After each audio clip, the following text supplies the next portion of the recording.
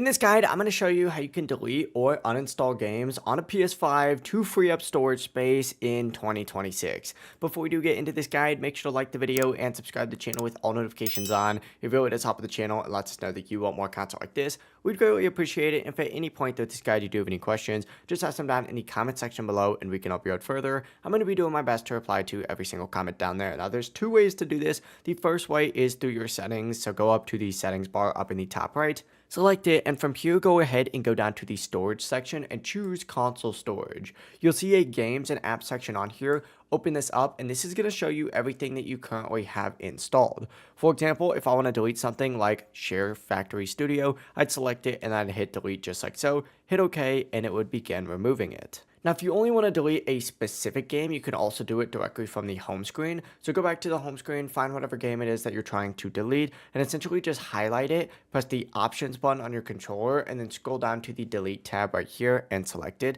And this game is now going to be removed from your console storage immediately.